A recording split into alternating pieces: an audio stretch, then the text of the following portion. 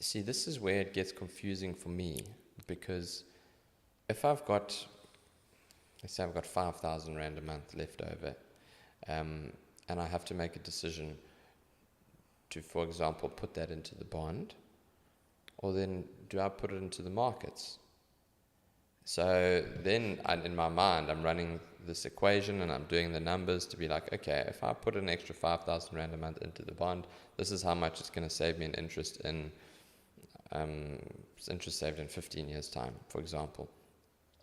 But then if I put that 5,000 Rand a month into a index tracker, like a world index tracker or an ACWI index tracker, then that money might appreciate. Let's say, for example, it doubles every 5 years. Then you take that lump sum that I've invested in the market and I compare that to the money that I would have saved on interest. That's when it gets confusing for me, because then I don't know what to do. Do I put it into the bond? Do I spend more time in the market?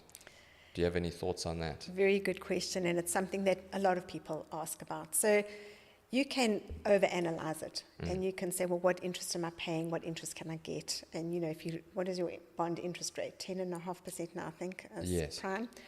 But it could go up, it could go down a little bit in the next 10 or 20 years. You could potentially put that into the S&P 500 and get an average of 10.7% over your 40-year time period. So you can drive yourself crazy and not make any decisions. So I think what would be a good strategy is, depending on how you manage debt and how you handle debt and how you can live with that, my advice would be, first get rid of your debt.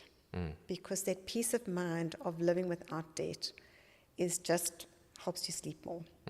And once you've paid off your home loan, then you can put more money and you will have time to actually grow your assets and put more into the markets and invest more without having that responsibility of now having to pay off your house as well. But if you feel like you're missing out, we had great opportunities recently to invest in the stock market at, good sale prices and things.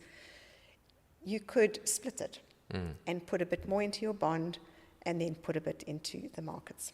So you don't have to be rigid, but it also depends on your mindset and your personality and how you are comfortable with debt. For me, it was important to get out of debt. Also bearing in mind that you've got a little one now, you're wanting to start investing education, and you think nappies are expensive, varsity fees are and school fees, so that those expenses don't go away. And if you get rid of your debt, you have then more freedom to be more flexible with your income. Okay, all right. That makes